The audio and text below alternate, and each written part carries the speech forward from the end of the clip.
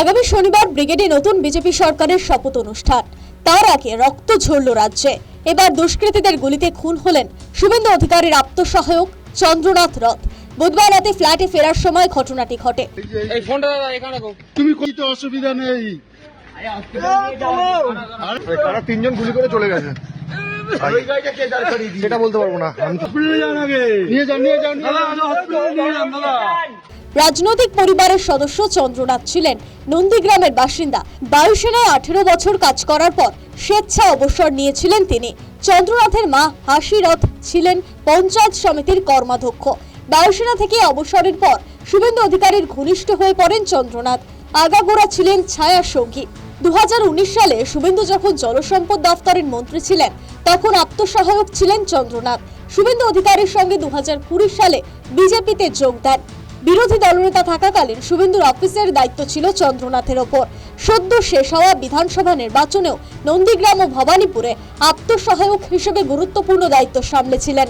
ছেলের হত্যার দায় তৃণমূলের দিকে ঠেলে দিয়েছেন চন্দ্রনাথের মা হাসি রথ।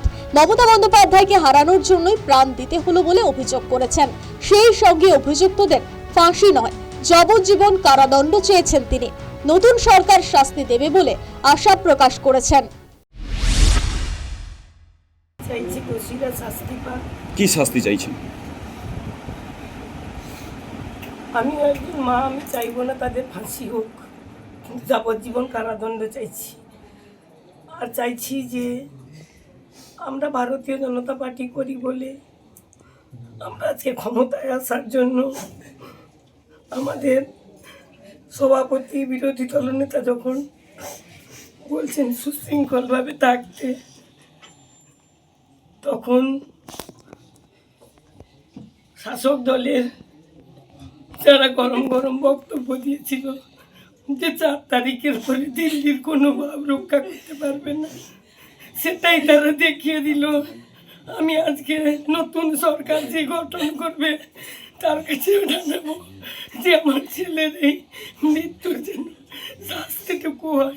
আমার ছেলে যদি অ্যাক্সিডেন্টে কোনো অঘটন ঘটতো, আমার মনে হয় এত কষ্ট হতো না।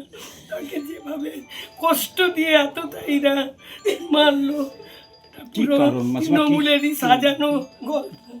কি কারণে মৃত্যু হতে পারে বলে আপনি মনে করছেন মা হিসাবে?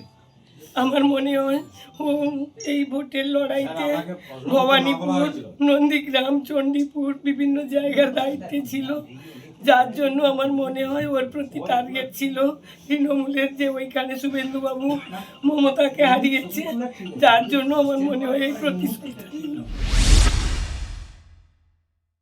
চন্দ্রনাথ নন্দীগ্রামের বাসিন্দা হলেও কাজের জন্য মধ্যমগ্রামে একটি ফ্ল্যাটে থাকতেন। কি বলছেন নন্দীগ্রাম ও মধ্যমগ্রামে চন্দ্রনাথের প্রতিবেশীরা? না, ওইভাবে তো উনি সেইভাবে খুব একটা আমাদের সাথে কথা হয়নি। আমরা ইনফ্যাক্ট জানতামও না যে উনি শুভেন্দুবাবুর পিএ। ঠিক আছে, আমরা এমনি দেখেছি যে উনি এরকম ওয়েস্ট বেঙ্গল লেজিসলেটিভ অ্যাসেম্বলি একজন গাড়ি থাকে, বাস এইটুকুনি। ওনার পরিবারে ওনার জানি ওনার ওয়াইফ আর মেয়ে আছে। না, এখন এই পরিস্থিতিতে কথা বলার মতো পরিস্থিতি নয়। ওনারা কালকে নিউজ পাওয়ার পর 11টা সাড়ে 11টা নাগাদ ওনারা বেরিয়ে গিয়েছিলেন। আমাদেরই একজন একটু এগিয়ে দিয়েছিল, তারপর পুলিশ মনে হয় এখান থেকে ওই विवा सिटी नहीं गए। मैं भवानीपुर में नहीं आया था, मैं मेरा खुद का असेंबली चंडीपुर में ही था। दादा का खुद का घर है चंडीपुर असेंबली, दादा का खुद का ही घर वहाँ पे ही था। আমাদের বড় ভাই যা কিছু ইনস্ট্রাকশন দাদাই দিতেন, সব কিছু। কোনো প্রবলেম হলে দাদাকেই ফোন করতেন, দাদা এই প্রবলেম কী করবো, ওই প্রবলেম কী করবো, দাদাই সলিউশন দিয়ে দিত। এটা কর, ওটা করে, এভাবে কর, এইটা কাজ কর। খুব ভালো ছিল, খুবই ভালো মানুষ, খুবই ভালো মানুষ ছিল।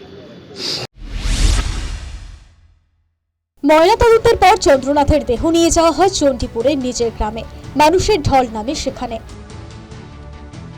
রাজ্যে সুষ্ঠু নির্বাচন পরিচালনার জন্য স্টার মার্কস পেয়েছে নির্বাচন কমিশন, কিন্তু ভোট পর্ব শেষ হতেই বিক্ষিপ্ত হিংসার উত্তেজনা ছড়িয়েছে রাজ্যের সর্বত্র। তার মধ্যে শুভেন্দু অধিকারীর আত্মসহায়কের খুনের ঘটনা নতুন মাত্রা পেল। News time.